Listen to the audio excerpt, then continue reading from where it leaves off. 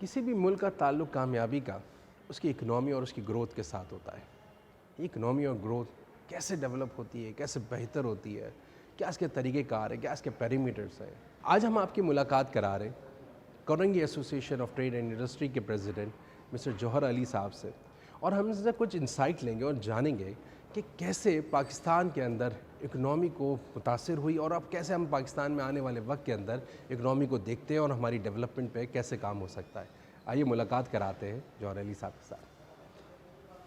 تو دوستو اس وقت میرے ساتھ موجود ہے سید جوہر علی قنداری صاحب, جو پریزیڈنٹ ہیں کاٹی کے اس وقت Karachi association of trade and industry, as well as chairman ہیں کندہاری گروپ آف کمپنیز کے. سر بہت شکریہ ٹائم نکالنے کا. مجھے پتہ ہے بہت مصروفیت ہوتی ہے, لیکن اسٹل نکالنے کا ٹائم اور لوگوں سے بھی اپنے تھاٹس کو پہنچانے کا بہت شکریہ. بہت شکریہ جی, تھینک یو ویری مچ. سر ایک عرصہ رہا کندہاری گروپ آف کمپنیز, خاص طور پہ 1952 کے اراؤنڈ اور 50s کے اندر یہ سلسلہ آغاز ہوتا ہے اور وہ چیزیں ڈیولپ ہوتی ہیں. آپ اپنی آنکھوں کے سامنے کچھ چیزیں بنتے ہوئے دیکھتے ہیں.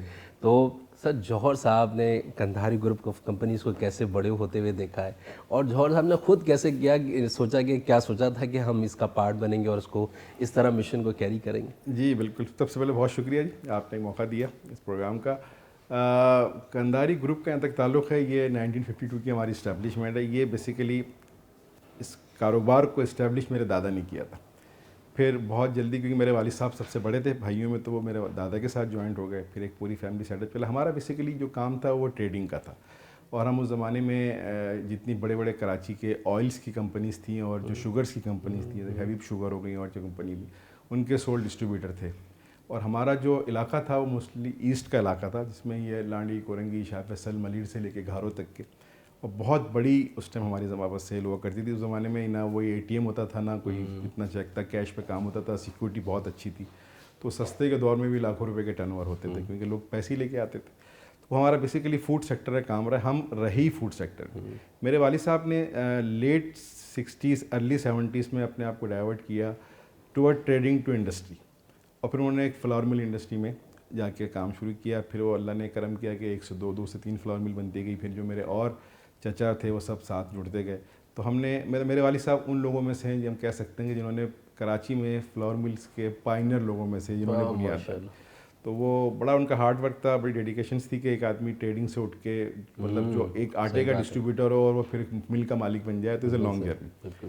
تو میں 87 سے 88 سے پریکٹیکلی انوالو ہوا اپنے والد صاحب کے. آئی ایم دا اونلی ون, میرا کوئی بھائی نہیں ہے, ایک بہن ہے اور ایک میں ہوں, تو چوائس کوئی نہیں تھی.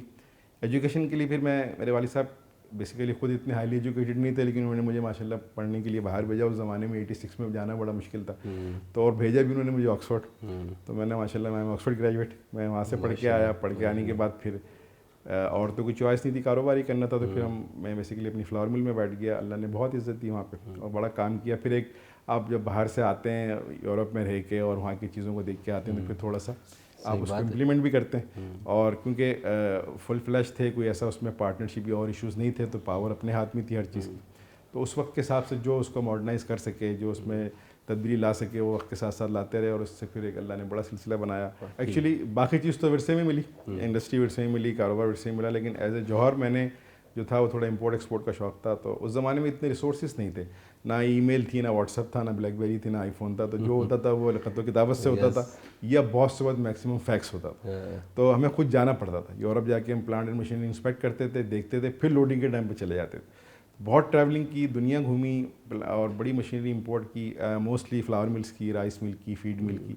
اس سے بھی اللہ نے بڑی عزت دی, یہاں سے لے کے گلگت بلتستان تک کہ میں نے یہاں سے امپورٹ کر کے مال بیچا. تو وہ اس طرح سے چلتا گیا. اور ایک دور تھا 70s 80s اور 90s کا, بڑا ڈیفیکلٹ دور تھا, اور لوگ بہت سارے یہاں سے ٹریول کر کے باہر چلے گئے. کئی بزنس مین تھے, وہاں پہ جا کے انہوں نے اپنا سیٹ اپ بنایا. کبھی کسی نے کہا ہو کہ یار پاکستان کے اندر کیا ہے, چلتی رہے گی اپنی انڈسٹری, تو وہاں پہ انڈسٹری کا سیٹ اپ بٹھا لینا چاہیے.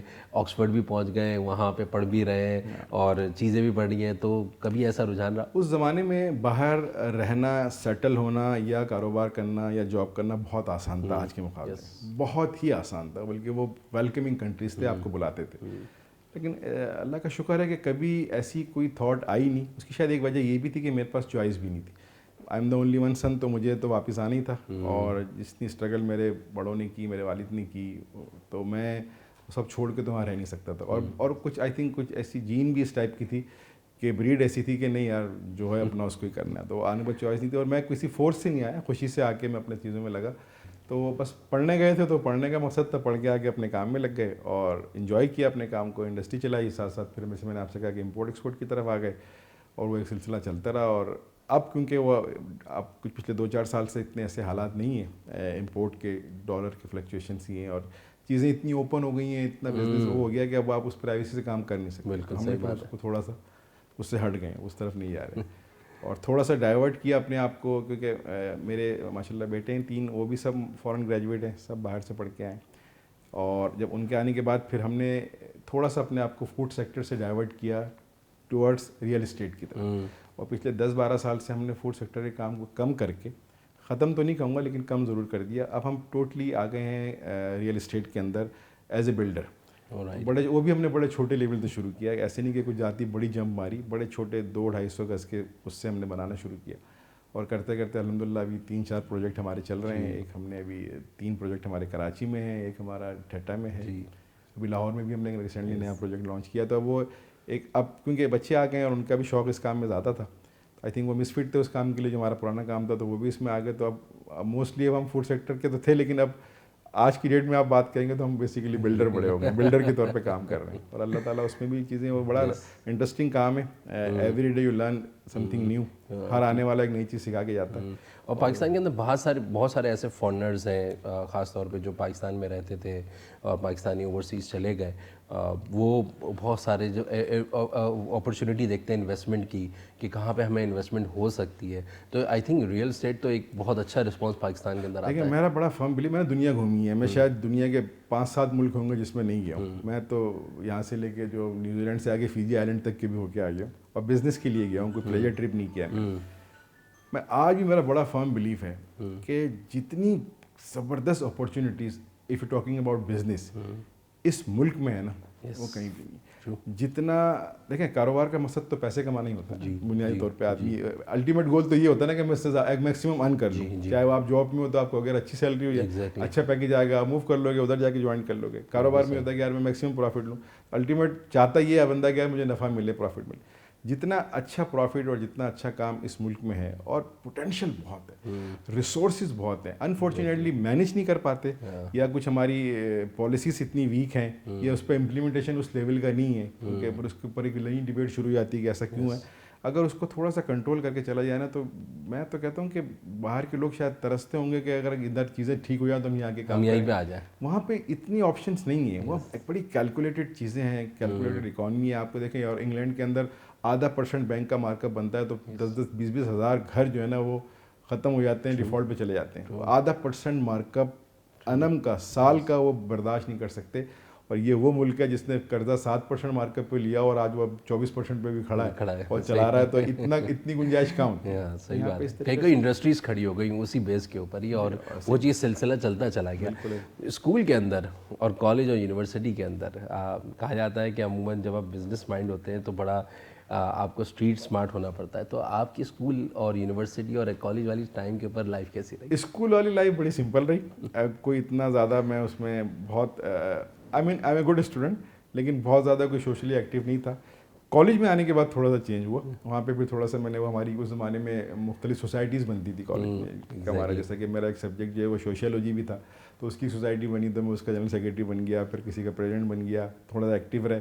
پھر باہر چلا گیا, جب انگلینڈ گیا تو وہاں پہ بھی میں بڑا ایکٹیو رہا. وہاں پہ کچھ 2-3 کلبس ایسے تھے جو بیسیکلی ہمارے کالج یونیورسٹی کا پارٹ تھے, تو اس میں بھی فارچونیٹلی میں انوالو ہو گیا. اور مطلب وہ ایک لیڈرشپ کا جو ایک ہوتے ہیں نا جمپس آپ کے اندر, وہ شروع سے ہی تھے, اور کہیں نہ کہیں ایک ایج پہ آ کے پھر آپ کو اس میں انوالو ہونا پڑتا ہے. اور پہلے تو ان چیزوں میں یہ ہوتا ہے کہ پہلے آپ اپنی خواہش سے جاتے ہیں, وش سے جاتے ہیں, اپنی جگہ بناتے ہیں. پھر کچھ ٹائم ایسا آتا ہے کہ لوگ آپ کو نہیں چھوڑتے, یا وہ انسٹیٹیوشن آپ سے اتنی وہ آپ پہ ان کی ایکسپیکٹیشن ہائی ہو جاتی ہے کہ وہ کہتے ہیں کہ ہمارا ایک حصہ بنے رہیں. یہ کالج میں بھی ایسی ہوا, یونیورسٹی میں بھی ایسی ہوا. اب جب سے اس فیلڈ میں آئے تو یہاں پہ بھی الحمدللہ ایسی ہے کہ ایک جگہ بن جاتی ہے آپ کی, اور وہ لنک بن جاتا ہے. بالکل ایسے ہی. ہم جا رہے ہیں چھوٹے سے بریک پہ, بڑی مزے کی باتیں جا رہی ہیں. بریک کے آنے کے بعد ہم جانیں گے سر سے کہ کس طریقے سے کاٹی پورے پاکستان کے اندر اپنے امپیکٹ کو کریٹ کر رہا ہے, اور کندھاری گروپ آف کمپنیز کے ساتھ بھی پاکستان کا کیا امپیکٹ رہا. جائیے گا نہیں, ملاقات ہو رہی ایک بریک کے بعد.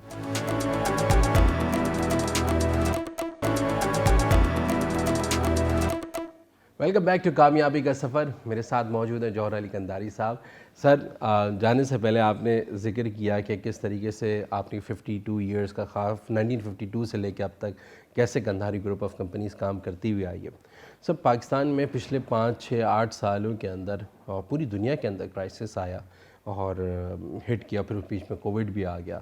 تو کیسا امپیکٹ تھا؟ آپ کیا سمجھتے ہیں کہ دونوں سائڈ کے اوپر آپ کی ایک ریل اسٹیٹ سائڈ بھی تھی, آپ کے فوڈ انڈسٹری کے اندر بھی آپ کا امپیکٹ ہے, تو کیا چیز ایسی ہے جو آپ سمجھتے ہیں کہ بہت زیادہ ہٹ لیا اور اس وقت بہت کرائسس میں چلے گئے تھے؟ دیکھیں, کووڈ کا جو ایک ٹائم آیا نا, وہ ایک ایسا ٹرموائل تھا کہ اس سے کوئی انڈیویجول ملک یا شہر افیکٹ نہیں ہوا, اس سے پوری دنیا افیکٹ ہو گئی. اور میں سمجھتا ہوں کہ ہم نے اپنی زندگی میں یہ جو کووڈ دیکھا, یہ ایک یادگار ہی رہے گا مرنے تک کے, کہ اتنا بڑا کوئی ہم نے اس ٹائپ کا کبھی ڈیزاسٹر تو نہیں کہوں گا, لیکن جو بھی ایک جو پینڈیمک تھا وہ ایک اپنی نوعیت کا الگ ہی چیز تھی. اور اس سے ہم تو پھر بھی پاکستان میں رہ کے اتنا بیڈلی سفر نہیں ہوئے, لیکن اگر آپ یورپ کو دیکھیں گے وہاں پہ 5 ہزار آدمی ایک دن میں مرا, 20 ہزار آدمی ایک دن میں مرا, کوئی سلسلہ نہ رکنے والا تھا. صحیح بات. اور اس نے میں اب محسوس کرتا ہوں کووڈ کے بعد کہ مجھے ایسا لگتا ہے کہ دنیا چینج ہو گئی ہے, چاہے وہ کاروبار ہو, چاہے وہ آپ کی پرسنل لائف ہو. دیکھیں نا, آج ٹریولنگ لوگ اسینشیل کرتے ہیں, یا تو کسی میڈیکل ریزن پہ کرتے ہیں, ایجوکیشن ریزن پہ کرتے ہیں. پہلے تو لوگ 3 دن کے لیے بھی جو افورڈ کر سکتے تھے وہ چلے جاتے تھے, کوئی دبئی آ رہا ہے, کوئی لندن جا رہا ہے, کوئی 3 دن کے لیے عمرے پہ جا رہا ہے. آج لوگ سوچتے ہیں, کیونکہ جو ایک تو خیر ہماری اکانومی کی وجہ سے بھی کچھ اس پہ ڈالر کے اور پاکستانی روپیز کی وجہ سے ہی فرق پڑا, دوسرا اب اتنا ٹریولنگ آسان بھی نہیں تھی. تو ایز اے کمپنی ہمارا کیونکہ جو کام فوڈ سیکٹر کا تھا وہ تو ڈسٹرب نہیں ہوا, کیونکہ روٹی تو سب کو کھانی ہے, یا اور جو ہم چیزیں فوڈ کی کر رہے ہیں اس سے بھی لوگوں کی ضرورت تھی. لیکن ریئل اسٹیٹ والا کام تھوڑا سا متاثر ہوا. لیکن پہلا کاروبار تھا آفٹر کووڈ جو اسٹارٹ ہوا, وہ ریئل اسٹیٹ کا ہی تھا. اس وقت جو گورنمنٹ تھی ان کا فوکس یہ تھا کہ سب سے پہلے یہ کام شروع کر دیا جائے. تو آفٹر کووڈ جب پاکستان میں کوئی بزنس ایکٹیویٹیز اسٹارٹ ہوئیں تو ریئل اسٹیٹ کا کام شروع ہوا. تو الٹیمیٹلی اس کا فرق تو پڑا, اور ایک 2-3 مہینے 4 مہینے تو خیر بہت ہی دیکھا ہے تو پورا سال ہی ڈسٹرب رہا, لیکن 3-4 مہینے تو بالکل ہی ہم قسم کا اس میں وہ تو کچھ تھا ہی نا, وہ تو آپ بالکل ہی مطلب گھروں میں اپنے بیٹھ گئے تھے جا کے اور کچھ کر نہیں سکتے تھے. لیکن وقت کے ساتھ ساتھ چیزیں بدلیں, چیزیں بہتر ہوئیں. دیکھیں وہ ایک بڑی کہاوت ہے نا کہ جب انقلاب آتا ہے تو اس میں کچھ لوگ بنتے ہیں, کچھ بگڑ جاتے ہیں. تو کووڈ میں بھی یہ ہوا, جو بڑی بڑی ملٹی نیشنلس, بڑے بڑے ٹائکون, بڑے بڑے جینٹ تھے وہ ختم ہو گئے, اور جو بہت چھوٹے تھے وہ کہاں سے کہاں چلے گئے. مطلب امیزون کی مثال آپ کے سامنے, وہ کووڈ میں one of the largest company in the world بن گئی.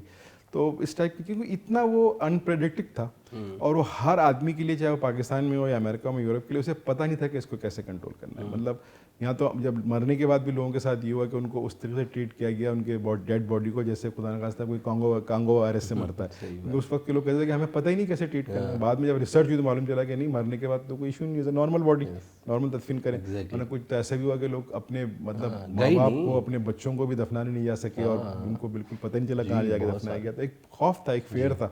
تو وہ آہستہ آہستہ نکلا, اور اب آج وہی کووڈ جو ہے وہ ایک نارمل بن کے رہ گیا. اب تو انٹرنیشنل طور پہ تو اس کو ختم ہی کر دیا. اور خاص طور پہ کووڈ کے بعد اگر ہم نے دیکھا تو انڈسٹریز کو چیزیں مہنگی ملنا شروع ہوئی, ٹریڈ مہنگی ہو گئی. پھر اس کے ساتھ ساتھ اگر ہم دیکھیں تو مہنگائی کا رجحان بڑھتا چلا گیا.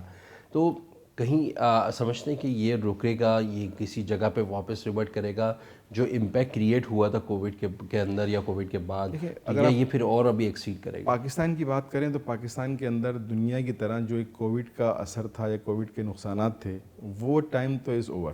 اب ہم آج کی تاریخ میں 2024 میں یہ نہیں کہہ سکتے کہ اگر کاروبار نہیں ہو رہا تو یہ کووڈ کی وجہ سے خراب ہوا. جو لوگ بننے تھے, جو لوگ بگڑنے تھے, وہ اس ٹائم میں بن کے نکل گئے. اب لوگ اپنے بیک ٹو نارمل ہو گئے. اب تو کووڈ ہی ختم ہو گیا تو وہ امپیکٹ تو نہیں ہے. لیکن جنرلی طور پہ اگر آپ پاکستان میں جو آپ بات کریں کہ ہمارے جو کاروباری حالات ہیں نا, اس کی وجہ کووڈ اب نہیں ہے, اب وہ ہماری کچھ ایسی ناقص پالیسی ہیں. اور سب سے بڑھ کے جو مسئلہ ہے وہ یہ ہے کہ پچھلے 5 سال 8 سال 10 سال کا سیٹ اپ دیکھ لیں, پولیٹیکل انسٹیبلٹی بڑی رہی ہے. اس ملک میں سیاسی استحکام رہا ہی نہیں, اور یہ بنیادی شرط ہے کسی بھی اکانومی کی گروتھ کی کہ آپ کے اندر پولیٹیکل انسٹیبلٹی ہو. اسٹیبلٹی تو تھی نہیں, جیسے کہ پہلے وہ نواز شریف صاحب کی حکومت ہوئی, پھر وہ ختم ہوئی, پھر عمران خان صاحب کی حکومت آئی, تو وہ تو پوری کی پوری میں تھنک وہ ایک کرائسس مینجمنٹ میں گزر گئی. وہ گورننس تو ہو ہی نہیں سکی. پلوامہ آ گیا, وہاں سے نکلے تو کووڈ آ گیا, کووڈ سے نکلے تو پھر پی ڈی ایم کی ایک تحریک چل گئی. تو وہ آئی ڈونٹ نو کہ وہ پراپر طریقے سے گورنمنٹ چل سکی. پھر ایک سیاسی باتیں تھیں, ہم سیاسی لوگ تو نہیں, پھر اب ایک کیئر ٹیکر سیٹ اپ آ گیا, پہلے وہ دوسرا سیٹ اپ آ گیا. تو آپ کو نا ایک جو آپ کا انویسٹر ہے یا جو آپ کا کاروباری ہے اس کو استحکام نظر نہیں آیا. صحیح بات. تو وہ چلا گیا ویٹ اینڈ سی کے اوپر, کیا چلو دیکھتے ہیں 2 مہینے اور دیکھتے ہیں. تو اس نے کوئی نئی ڈیولپمنٹ, کوئی ماڈرنائزیشن, کوئی چیزیں نہیں کی, وہ رک گیا. بلکہ لوگوں نے تو اپنے کام بند کر دیے, جس کے 3 یونٹ 2 یونٹ کر دیے. اب ٹیکسٹائل سیکٹر کے اگر 1 یونٹ بند ہوتا ہے تو بھائی آپ کو پتا ہے 2-3-4 ہزار آدمی بے روزگار ہو جاتا ہے. صحیح بات. تو اس پہ ہم اگر آج کے دور کی بات کریں تو ہم یہی بات کرتے ہیں کہ یار چارٹر آف ڈیموکریسی کی بات بہت ہو گئی, اس کو ہٹا دو تھوڑی دیر کے لیے, اللہ کرے حکومت خیر عافیت سے بن جائے. چارٹر آف اکانومی کی بات کرو. صحیح بات. اب آپ کو اس پہ بات کرنی ہے. آپ کو اتنے بڑے ملک کے اندر ہم بیٹھے ہیں, 24 کروڑ کا ملک ہے, تمام معدنی ریسورسز سے اللہ تعالیٰ نے ہم کو نوازا ہوا ہے. مطلب آپ دیکھیں نا کہ پہاڑ, دریا, سمندر, دھوپ, چھاؤں, ہوا, کیا نہیں ہے, ہر وہ چیز جو اللہ تعالیٰ کی نعمت. پھر بھی تلوار جو لٹک رہی ڈیفالٹ کی اور ایکچولی اس کے ریسورسز کا استعمال مس یوز ہے نا. اگر ہم ان چیزوں کو لے کے بیٹھیں, اور ایک انڈسٹری کے بعد ہمیشہ کہتا ہوں کہ جی اس ملک کا ایک ہی طریقہ ہے کہ آپ اس ملک سے غربت ختم کرنے کا, اکنامک ریفارم لانے کا, آپ 2 سیکٹر پہ کام کریں. ایک اپنے ایگریکلچر کو ریفارم کریں جو آپ کی شہرک ہے پاکستان کی, اور سیکنڈ آپ انڈسٹرائزیشن کی طرف آئیں. جال بچھا دیں انڈسٹری کا, آسان کرتے ہیں, سہل کر دیں. ایک چھوٹی سی 200 گز پہ کاٹیج انڈسٹری لگتی ہے نا, اس میں 150-200 آدمی کو روزگار مل جاتا ہے. بڑی بڑی انڈسٹری لگنی چاہیے. لوگ کہاں جائیں گے؟ چلے جو گاؤں دیہاتوں میں لوگ ہیں وہ ایگریکلچر پہ اپنا کام چلا کے کھیتی باڑی کر کے پیسے کما لیتے ہیں. شہر میں جو پڑھے لکھے لوگ یا لڑکے ہیں وہ کہاں کام, کتنے لوگوں کو بینک نوکری دے گا, کتنے لوگوں کو ملٹی نیشنل نوکری دے گا, وہ بھی اب یہاں نہیں آ رہے. تو آپ کو تو خود انڈسٹرائزیشن بائی دا پرائیویٹ سیکٹر, اس کو آپ سہل کریں, آسان کریں, کنڈنسیو انوائرمنٹ دیں, ٹیکس فری ہالیڈیز دیں, ٹیکس کے کلچر کو نارمل کریں, فیئر ہراسمنٹ ختم کریں.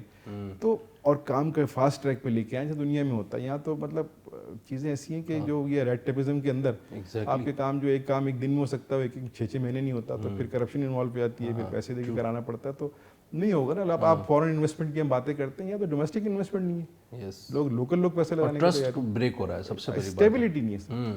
پھر انرجی آؤٹیج کا ایک بہت بڑا ایشو ہے. آپ دیکھیں نا بجلی, گیس, جو بیسک بنیادی چیزیں انڈسٹری کے لیے چاہیے آپ کے پاس اس ریجن میں سب سے مہنگی ہے, اور آئے دن مہنگی ہو جاتی ہے, اوور نائٹ مہنگی ہے. ٹیکس پہ فردر ٹیکس, کبھی آپ بل اٹھا کے پیچھے پڑیں تو اس میں اماؤنٹ بل کا 1 ہے اور نیچے 6 جگہ ٹیکس. تو یہ نہیں ہو سکتا. گیس کی لوڈ شیڈنگ ہو جاتی ہے, پورے پلانٹ شٹ ڈاؤن ہو جاتے ہیں, بند ہو جاتے ہیں.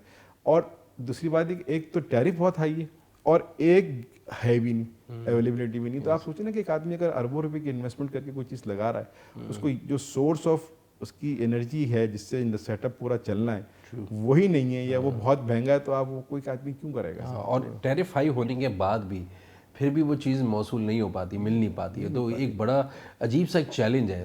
لوگ آپ کے پاس آرگنائزیشنس آتی ہوں گی, کمپنیز آتی ہیں, اور آپ ان کے ساتھ بیٹھ کے ایک ڈسکشن ہوتا ہے کہ کس طریقے سے ہمارے پاس لگ رہا ہے.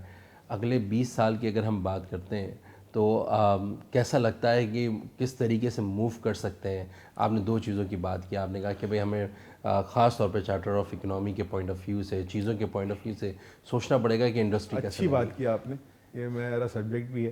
4-5 چیزیں میں سمجھتا ہوں میری تجاویز ہے, کیونکہ میرا ساری زندگی کاروبار میں گزری ہے, اور جو میں نے چیز دیکھی ہیں اور کچھ ٹریڈ باڈیز وغیرہ میں انوالو ہونے کی وجہ سے, جیسے آپ نے کہا کہ مختلف لوگوں سے, مختلف سیکٹر کے لوگوں سے, مختلف سائز کے لوگوں سے ملاقات ہوتی ہے, تو ہر جگہ سے کچھ نہ کچھ آئیڈیاز ملتے ہیں. اس ملک میں اگر آپ کو اکنامیکل ریفارم لانا ہے نا, اور کوئی بہت بڑا انقلابی طور پہ کوئی جیسے ریولیوشن لانا ہے, تو اس کے لیے 3-4 چیزیں ہیں جو ہمیں سمجھنی چاہیے اور اس پہ عمل کرنا چاہیے. باتیں تو ہم بہت کرتے ہیں, عمل کرنا چاہیے. نمبر 1, آپ کا ایگریکلچر ریفارم کرنا پڑے گا. اس سے آپ بہت بڑا بینیفٹ لے سکتے ہیں, جس پہ کام ہی نہیں ہوتا. ماڈرنائزیشن ٹیکنیک بہت آ گئی ہے. ہم آج بھی وہی کھیتی باڑی کر کے اپنا اناج اگاتے ہیں. ہمارے پاس ویئر ہاؤس کا سسٹم نہیں ہے, ہمارے پاس سائلوز کا سسٹم نہیں ہے. ہم کھلے جگہ آسمانوں کے نیچے اپنا اپنی جو ہماری کراپ ہے اس کو ہم رکھتے ہیں, اور خراب ہو جاتی ہے, خراب ہوتی ہے, کیڑا لگ جاتا ہے, چوری ہو جاتی ہے. آپ اس کو سائلوز میں ڈالیں تو 6 مہینے بھی خراب نہیں ہوتی. اس پہ ہم نے کام ہی نہیں کیا. ایگریکلچر بیس کنٹری ہونے کے بعد گندم جیسی پروڈکٹ جس کو ہم ملینس ٹن میں پیدا کرتے ہیں, یہاں پر اس کے رکھنے کے لیے کوئی سائلوز ہی نہیں ہے, کوئی بنس نہیں ہے. کھلے میدانوں میں رکھتے ہیں, اور ترپال ڈال کے اللہ تعالیٰ سے دعا کرتے ہیں کہ اللہ میں اس کو محفوظ رکھے, وہ اللہ رکھ بھی دیتا ہے. انڈسٹریل ریفارم سر, ایگریکلچر ریفارم. سیکنڈ سب سے ہاٹ ٹاپک, سب سے فیوریٹ ٹاپک جو میرا اور جو اس ملک کی ضرورت ہے, وہ آپ کا انڈسٹرائزیشن ہے. اب انڈسٹرائزیشن کیسے ہوگی, اب سوال آتا ہے. اس کے لیے یہ بات تو طے ہے کہ ایگریکلچر ریفارم لائیں اور انڈسٹرائزیشن کریں. انڈسٹرائزیشن کرنے کے لیے 3-4 بنیادی چیزیں. سب سے پہلے انفراسٹرکچر آپ کے پاس نہیں ہے. آج بھی آپ کی بڑی کمپنی کے باہر دبئی میں میٹنگ کرتے ہیں, کراچی نہیں آتے, پاکستان نہیں آتے, شاید لاہور چلے جاتے ہوں گے, کراچی تو بلا ہی نہیں سکتا, اس کو کیسے لے کے جائے گا ٹوٹے پھوٹے راستوں سے. اور آج کل جو انٹرنیشنل طور پہ جو لوگ کام کرتے ہیں نا, ان کے پاس وہ آ کے آپ کا سیٹ اپ دیکھتے ہیں کہ آپ انٹرنیشنل اسٹینڈرڈ فالو کر رہے ہیں, آپ اس کے حساب سے پورا کام کر رہے ہیں. وہ دیکھ کے مطمئن ہو کے رپورٹ بنانے کے بعد آپ کو آرڈر دیتے ہیں. اگر وہ آئے گا ہی نہیں تو آرڈر کیسے دے گا؟ دبئی بیٹھ کے تو آرڈر نہیں دے گا. انفراسٹرکچر ڈیولپمنٹ چاہیے. اس کے بعد آپ کو انرجی آؤٹیج کو آپ یہ بات اشور کر دے گورنمنٹ کہ جی چاہے کچھ بھی ہو جائے, آپ کی بجلی, پانی, گیس, یوٹیلیٹیز جو آپ کو چاہیے وہ ڈسکنٹینیو نہیں ہوگی, اور منیمائز ہم کریں گے. بھلے ہم کہیں سے اپنا خسارہ پورا کریں, کچھ بھی کریں, بھوکے مریں, آپ کو ہم ڈسٹرب نہیں کریں گے, تاکہ اس کو کانفیڈنس بحال ہو, وہ انڈسٹری لگا سکیں. انفراسٹرکچر ہو گیا, انرجی آؤٹیج ہو گیا, لا اینڈ آرڈر بہت ضروری ہے. اللہ کا شکر ہے کہ اب وہ دور نہیں ہے جو ایک دن میں 40 لاشیں گرتی تھیں اور ہر دن ایک شہر میں بم دھماکہ ہوتا تھا. اسٹریٹ کرائم ہے, کراچی شہر میں زیادہ ہے, ہر بڑے شہروں میں ہوتا ہے, اس کی بھی ریسورسز کی کمی ہے, لیکن I think it can be controlled, اور ہوا بھی ہے ماضی میں, اب بھی لگتا ہے کہ ہو جائے گا. تو ایک تو مطلب ایک بنیادی سوال جو میں مس کر گیا, پولیٹیکل اسٹیبلٹی. سیکنڈ آپ کا ایگریکلچر ریفارمس. تھرڈ آپ کا انڈسٹریلائزیشن کے لیے آپ کو انفراسٹرکچر ڈیولپمنٹ, انرجی آؤٹریچ کا کرائسس کم کرنا ہے. اور تیسرا سب سے امپورٹنٹ چیز ہے سر, وہ آپ کا ہے مارک اپ. دیکھیں 24% 23% مارک اپ پہ آپ کام کر رہے ہیں اس پورے خطے میں کہتا ہوں شاید دنیا میں سب سے زیادہ ریٹ ہم لے کے دے رہے ہیں. اس پہ 4-5% انشورنس کی کاسٹ پہ آ جاتی ہے, ایڈمنسٹریٹو خرچے بھی آتے ہیں. اگر 30% مارک اپ دے کے, تو دنیا کا کوئی انڈسٹری میرا نہیں خیال ہے کہ آج کے دور میں جہاں پہ اتنا ٹف کمپٹیشن ہے کہ گلوبل ولیج میں آپ کام کرتے ہیں اور دنیا کا سارا کاروبار ایک موبائل فون پہ ہوتا ہے, آپ اس ریجن میں کیسے کام کر سکتے ہیں؟ 30% ایک اندازے کے مطابق ہم کاسٹ آف ڈوئنگ زیادہ بیئر کر رہے ہیں اپنے نیبر کنٹریز سے. تو how can you compete them? ہو ہی نہیں سکتا. یہی وجہ کہ آپ کے بعد آزاد ہوئے ملک آج آپ سے زیادہ ایکسپورٹ کرتے ہیں. اور چوتھی چیز سر وہ ہے آپ کا ٹیکس. ٹیکس کے اندر جو ہر بار ایک بات کی جاتی ہے کہ جی ہمیں ٹیکس کا نیٹ ورک بڑھانا ہے, اس کو بڑا کرنا ہے, اس میں لوگوں کو ٹیکس میں لینا ہے. بالکل صحیح ہے, اس پہ بھی کام ہونا چاہیے. اور اصل میں نا ہمیں ٹیکس کے اندر بھی بہت ریفارم کی ضرورت ہے. 1961 میں ایک ایکٹ بنا تھا انڈیا کے اندر ٹیکس کا, وہ آج تک قائم ہے. یہاں پہ ہر 6 مہینے بعد 8 مہینے بعد ایک نیا نظام آ جاتا ہے, اور انفارچونیٹلی وہ جو نظام آتا ہے اس کو نظام بنانے والے بھی ٹرین نہیں ہے, اس نظام کو چلانے والی بھی ٹرین نہیں ہے, اور جس پر یہ نظام امپلیمنٹ ہونے جا رہا ہے تاجر برادری, نئی حکومت کے ساتھ آ جاتا ہے, وہ بھی ٹرین نہیں ہے. نئی چیزیں لے کے آتے ہیں, اس کی اسٹیبلٹی اس کو مینیج نہیں کر پاتے, وہ پھر خراب ہو جاتا ہے. اور ایک ہراسمنٹ کا جو کلچر ہے نا, وہ نوٹ دیکھیں نا, میں بڑی سمپل سی بات کرتا ہوں, آپ کی اپنی محنت کی کمائی ہے, آپ فائلر نہیں ہے, آپ نے آپ کے باپ دادا کی محنت کی کمائی ہے, آپ نے وہ پیسے نکال کے کیونکہ گھر میں رکھ نہیں سکتے, حالات خراب ہے, سیکورٹی رسک ہے, تو آپ بینک میں رکھ دیں. آپ نے 1 لاکھ روپے بینک میں رکھے اور کل کو بینک لاکھ روپے آپ بینک سے نکالیں گے تو 600 روپے بینک والا آپ سے کاٹ لے گا اس پیسے کے, جس کا کیونکہ آپ فائلر نہیں ہیں. آپ فائلر بنتے ہیں تو آپ کو یہ خوف ہے کہ یار فائلر بنوں گا تو مجھے ریٹرن فائل کرنی پڑے گی, مجھے نوٹس آئے گا, میرا وہ آڈٹ کھل جائے گا, وچ از ٹرو. تو جب تک آپ ٹیکس کے اندر تھوڑا سا ریفارم نہ لا کے اس میں ایک کنڈنسیو ٹیکس FBR فریلی انوائرمنٹ نہیں دیں گے نا, لوگ نیٹ ورک میں نہیں آئیں گے. یہ وہ بنیادی چیزیں ہیں کہ ہم کو ٹیکس کے اندر جا کے تھوڑا سا چینج کرنا پڑے گا. ایک سکون کا ماحول دیں, لوگوں کو لگے کہ یار نہیں بس ایک سمپل ہے, میری یہ میرا ریٹرن ہے, یہ میری انکم ہے, یہ میرا ایکسپینس ہے, میں نے دے دیا, اٹس ایکسپیکٹڈ. اس کو مزید کھول کے اگر آپ ہراسمنٹ کرو گے لوگ نہیں آئیں گے ٹیکس. ایگزیکٹلی. تو کیا وجہ ہوئی کہ 20-25 سال کے اندر یہ سکون ہماری انڈسٹریز کو نہیں مل پایا اور لوگوں کو نہیں مل پایا؟ ہم جانیں ایک چھوٹے سے بریک پہ, جانیں گے سوال کا جواب اس بریک کے بعد. چاہیے گا نہیں, ملاقات ہو رہی بریک.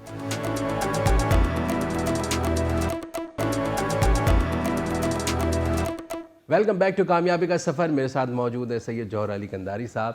سر جانے سے پہلے آپ نے کہا پیسفل انوائرمنٹ چاہیے اور پیس ہونا چاہیے. سر اگر ہم دیکھیں تو 20-25 سال 50 سال کہنے چلیں آپ اس کو, میں پھر بھی 20-25 سال میں زیادہ تر تباہی آئی ہے. اس میں دیکھیں تو ایک میوزیکل چیئر ہے ہمارے پولیٹیکل سسٹم. جب بھی کوئی نئی کوئی آتی ہے پولیٹیکل پارٹی, وہ کہتی ہے پرانے والے نے خراب کیا, چلو صاف کرو, اور نئے سلسلے سے آغاز ہو جاتا ہے. سر کیا ایک ہائی ٹائم ایسا ہے کہ ہمیں سوچنا چاہیے کہ معیشت اور پولیٹیکل سائڈ کو سپریشن کیسے ہو سکتی ہے, کیسے الگ کر سکتے ہیں, یا کیا طریقہ کار ایسا ہونا چاہیے کہ معیشت کو ڈس نہ لگے؟ دیکھیں اس پہ بنیادی طور پہ ہوتا کیا ہے کہ سیاست اور معیشت یہ پارٹ اینڈ پارسل ہے. آپ اگر آپ کی معیشت خراب ہوگی تو آپ کی سیاست ختم ہو جائے گی. آپ کی سیاست خراب ہوگی تو آپ کی معیشت ختم ہو جائے گی. اور یہ ہمارے ملکوں میں بھی ہوا, سری لنکا میں بھی ہوا. وہاں پہ فائنینشیل کرائسس آنے کی وجہ سے سیاست چلی گئی, یہاں پہ سیاست خراب ہونے کی وجہ سے آپ کی معیشت چلے گی. تو یہ تو آپ اس کو الگ نہیں کر سکتے. لیکن ہوتا یہ کہ ہم جس ملک میں رہتے ہیں یا جو ہمارا سیاسی نظام ہے نا, یہ بڑا انفلوئنشیل ہے ٹورڈس آل سیٹ اپ کے اندر. ہم مطلب ایک اپروول بھی لینے جاتے ہیں تو ہمیں 8-10 ڈپارٹمنٹ میں جانا پڑتا ہے, جبکہ ڈیولپ کنٹریز میں 1 ونڈو سسٹم ہے. ایک چیز آپ نے جا کے ایک ونڈو پہ جمع کرائی, آپ کو 2 دن بعد اپروول ملا, you are good to go. یہاں پہ مسئلہ ہے کہ آپ کو 10 اداروں سے اپروول لے کے کام کرنا پڑتا ہے, کیونکہ ایک بیوروکریسی سسٹم اس ٹائپ کا بنا ہوا ہے, اور وہ بہت انفلوئنشیل بھی ہے, طاقتور بھی ہے. اسی لیے میں کہتا ہوں کہ جو ہم نے پہلے میں نے اسٹارٹ میں آپ سے بات کیا تھا کہ چارٹر آف اس کی اکنامک کی جو میں نے بات کی تھی, معیشت کی, اسی لیے کی تھی کہ بھائی دیکھیں کرنا تو انہی لوگوں نے, امپلیمنٹ کروانا انہی لوگوں نے. جس دن وہ یہ ٹھان لیں, کوئی بھی حکومت آج جو بننے جا رہی ہے وہ یا جو پہلے تھی, جس دن وہ ٹھان لیں کہ یار بس سب کچھ چھوڑیں, ہم نے اپنے تمام ریسورسز, تمام صلاحیتیں لگا کے اس ملک کو 2 سال میں, 3 سال میں, 5 سال میں معاشی طور پہ اپنے پیروں پہ کھڑا کرنا ہے. تو اور چاہے کچھ ہم رہیں نہیں رہیں, سیٹ اپ چینج ہو, حکومت تبدیل ہو جائے, نئی حکومت بن جائے, سیاسی کوئی انقلاب آ جائے, کچھ بھی آ جائے, ہم نے اس پالیسیز کو نہیں چینج کرنا ہے. اس بات کا کانفیڈنس دیں اپنے کاروباری لوگوں کو, انڈسٹریز کو, اکنامک کے لوگوں کو, فائنانس کے لوگوں کو, انویسٹرز کو. جب آپ ان کو اس تسلی دے دیں گے اور ان کا ایک کانفیڈنس بلڈ اپ ہو جائے گا نا, تو سر یہاں تو آپ کے اوورسیز میں ایسے ایسے لوگ بیٹھے ہیں کہ یہاں آ کے کیا کچھ کر سکتے ہیں آپ سوچ نہیں سکتے. بالکل سر, پین پوائنٹ ہے. 70% 60% جو حکومت کے اندر لوگ ہوتے ہیں, کوئی سے بھی گورنمنٹ ہو, وہ انڈسٹری کے لوگ ہوتے ہیں. ان کی اپنی انڈسٹریز لگی ہوتی ہے, ملز ہوتی ہے, فیکٹریز ہوتی ہے. سر کیا وجہ ہے وہ نہیں سوچتے اس بارے میں؟ اس پہ میں تھوڑا سا ڈس ایگری کروں گا. 70% لوگ انڈسٹری کے نہیں ہوتے, شاید 25-30% تو ہوتے ہیں. باقی تو ہمارا جو اربن ایریاز کے لوگ ہی اس میں ہیں, یا کچھ ہمارے رورل ایریاز کے بھی لوگ ہیں. میجورٹی تو لوگ جو ہے نا وہ اپنے علاقوں سے, کانسٹیٹیوشن سے, گاؤں دیہاتوں سے اٹھ کے آتے ہیں, جس کو ہم فیوڈلس کہتے ہیں, یا جن کو ہم پنجاب میں چودھری کہتے ہیں, یا ملک کہتے ہیں, یا وہاں پہ خان کہتے ہیں. جو بھی یہ سب لوگ ہیں نا, یہ سیاسی طور پہ مضبوط لوگ ہیں, اپنے علاقوں میں انفلوئنس رکھتے ہیں. ان کی سیٹیں جدی پشتی ان کے سلسلے سے چلی آ رہی ہیں. اب ان کی نئی جنریشن آ گئی ہے جو اچھی بات ہے کہ پڑھ لکھ بھی گئی ہے. ان کا مگر کہ بیک گراؤنڈ وہ ایک ایسا براڈ اپ ان کا ایسا ہوا ہے کہ وہ ذہنی طور پہ ابھی بھی ان کے پاس سے وہ چیز نہیں ہٹتی. شہروں میں حالات دوسرے ہیں, یہاں کی پالیٹکس بھی ڈفرینٹ ہے. آپ کراچی کو اور انٹیریئر سندھ کو اور پنجاب کو کمپیئر کریں تو بہت بڑا فرق ہے پالیٹکس کے. تو اس میں ہم یہ تو نہیں کہہ سکتے, لیکن آپ نے صحیح بات کی کہ انڈسٹری کے جتنے لوگ بھی اس میں ہیں یا کاروباری لوگ اس میں آ رہے ہیں, اس بار بھی بڑا 2-3 اچھے ہمارے جاننے والوں میں سے جو بزنس کمیونٹی کے لوگ ہیں وہ الیکشن جیتے ہیں. اللہ کرے وہ کل کو حصہ بنے حکومت کا, کوئی بڑی ذمہ داریاں سنبھالیں, تو ڈیفینیٹلی ان کا ویژن وہی ہوگا جو ہم آج بیٹھ کے بات کر رہے ہیں. وہ اس میں ضرور بہتری کے لیے کریں گے, اس لیے کہ وہ الٹیمیٹلی خود یہ کام کر رہے ہیں, ان کو اس کے نفع نقصانات کا اندازہ ہے. وہ بہتری کرنے کی کوشش کریں گے, لیکن مسئلہ ہے کہ وہ کتنی طاقت سے بات کر سکیں گے. اب مطلب اگر وہ 5-10% ہیں اور آگے 90% اس کو نہیں ایکسیپٹ کر رہے تو بات ختم ہو جائے گی. اس لیے ہمیں ان 90% کو تیار کرنا ہے کہ بھائی یہ 10% والوں کی بات مانو, یہ صحیح کہہ رہے ہیں. آپ کے پاس وہ سوچ, وہ اویئرنیس, وہ ایجوکیشن نہیں ہے انڈسٹری کے لیے, انڈسٹریلائزیشن کے لیے, اکنامک کو بہتر کرنے کے لیے, جو ان لوگوں کے پاس. یہ پریکٹیکل لوگ ہیں, ہم لوگ کرتے ہوئے آئے, چلاتے ان کی نسلیں کاروبار کرتی آئی ہیں. انہوں نے کاروبار میں نفع نقصان دیکھے, کئی بار ڈوبے, کئی بار تیرے, بڑے بڑے وقت سے گزرے, ٹف ٹائم دیکھا ہے. ان حالات پہ جب 40-40 لاکھ سے شہر میں گرتی تھی, اس ٹائم بھی انڈسٹریاں چلائیں گی. سر کام نہیں رکتا.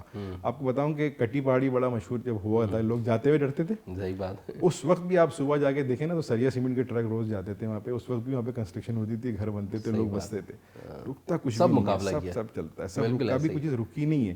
لیکن اب کیونکہ معاشی طور پہ تھوڑا سا جھٹکا لگا ہے, انفلیشن بہت بے تکی بڑھ گئی ہے, بہت ساری باتیں ہیں. میں آج ہی صبح ایک جگہ بات کر رہا تھا کہ یار دیکھیں, خالی میں 2023 کی بات کروں تو جو ہمارا بجٹ کا تخمینہ تھا وہ تقریباً 14,460 بلین روپیز کا تھا. ہمارا بجٹ جو تھا, اس میں 9,200 ارب کا ٹیکس کلیکشن ہوا ہے. آپ کو پتا ہے اس کے اگینسٹ گورنمنٹ کے ایکسپینس کتنے؟ 13,330 بلین روپیز. 14,000 کے بجٹ میں 13,000 تو گورنمنٹ کا ہی خرچہ ہے. صحیح بات. تو مہنگائی تو بڑھے گی نا, سیدھی سی بات ہے. وہ اگر اکنامک کو آپ دیکھیں تو وہ چیزیں خراب ہوں گی. تو مطلب جو بجٹ بنا رہے ہیں یا جو لوگ کام کر رہے ہیں, اتنی تجاویز کا انبار لگا لیتے ہیں پورے اداروں سے, فیڈریشن سے, چیمبر سے, ایسوسیشن سے, اداروں سے رپورٹ لیتے ہیں. اس پہ تھوڑا کنسیڈر کریں نا, ان لوگوں کو بلا کے بٹھائیں, بلکہ ان سے کہیں یار آپ بنا کے بجٹ دو. You are the practical people, you are on the field, آپ کام کر رہے ہو, تو وائی ڈونٹ ایڈوائز, بنا کے دیں, پرپوز کریں کیسا بننا چاہیے.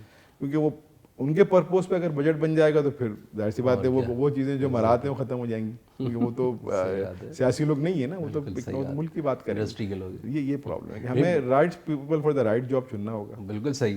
سر اگلے 15 سال کو اگر ہم دیکھتے ہیں، 20 سال کو دیکھتے ہیں، کتنا ہوپ فل ہے کہ ہمارا جہاز اڑے گا اور ہم چیزوں کو بہتر ہمارے دیکھیں میں ہمیشہ سے آپٹیمسٹ رہا ہوں بائی نیچر، میں پیسمسٹک نہیں ہوں، میں ہمیشہ پازیٹیو ہی سوچتا ہوں اور وہ پازیٹیو چیزیں ہوتی ہیں. ایکچولی جو پازیٹیو ہونے کی وجہ کیا ہے، ایک تو ہم پریکٹیکل لوگ ہیں، ہم نے 4 نسلوں سے اس ملک میں کاروبار کیا ہے، میرے دادا، میرے والد، میں اور میرے بچے کام کر رہے ہیں، تو ہم نے جینا مرنا یہیں ہے. دوسری بات یہ کہ اتنا کچھ ہونے کے بعد بھی نا ہم یہی کمپیئر کرتے ہیں کہ یار ہماری کوئی چیز میں کمی تو نہیں آئی، ہم کبھی خدا نہ خواستہ بھوکے نہیں سوئے، کبھی ہم نے کوئی اپنی آسائش پہ کمپرومائز نہیں کیا. ٹھیک ہے، کبھی جو لگژری اللہ نے دی ہے اس کا کروڑوں احسان ہے، وہ ہم نے پوری انجوائے کی، اللہ نے گھر دیا ہے، گاڑی دی ہے، عزت دی ہے، یہ چیزیں آدمی کو چاہیے ہوتی ہیں. تو بیسیکلی ہم کہیں نہ کہیں سے تو کچھ پورا ہو رہا ہے نا، لیکن جو پرابلم وہ یہ کہ آج کے دور میں تھوڑا سا خوف یہ آتا ہے کہ شاید چیزیں مینیج کرنا مشکل ہو رہی ہیں، آج ہو رہی ہیں. لیکن جیسے آپ نے 15 سال کا پلان دیا، میں بہت پازیٹیو ہوں. چند چیزیں تھوڑی سی اگر حکومتی سطح پہ جو ارباب اقتدار ہیں، جن کے ہاتھ میں اقتدار ہے، وہ اس پہ پازیٹیو نوٹ پہ تمام سیاسی اختلافات بنا کے ایک پیج پہ بیٹھ جائیں گے. ٹھیک ہے، سیاسی جھگڑے ہمارے اپنی جگہ پہ، ہم لڑیں گے مریں گے جو کریں گے، اس پہ ہم نہیں چھیڑیں گے. اگر نواز شریف صاحب کی حکومت بنتی ہے تو پیپلز پارٹی سے کوئی ایڈوائس اچھی دیتا ہے تو اس کو ایکسیپٹ کر لیں. پیپلز پارٹی کی حکومت بنتی ہے اور کوئی پارٹی ایڈوائس دیتی ہے تو ایکسیپٹ کر لیں. جب بات اکنامکس کی آ رہی ہے، ملک کے خاطر اتنا بڑا دل ہونا چاہیے. بولے جی یہ ایکسیپٹ ہے. اگر میں تو کہتا ہوں کہ کوئی بھی گورنمنٹ حکومت بنا رہی ہے اور کسی اور گورنمنٹ کے اندر کوئی قابل ترین آدمی ہے، بھلے وہ اس گورنمنٹ اس پارٹی کا حصہ نہیں ہے لیکن سیاسی طور پر الیکٹ ہو گیا، اس کو لے لیں.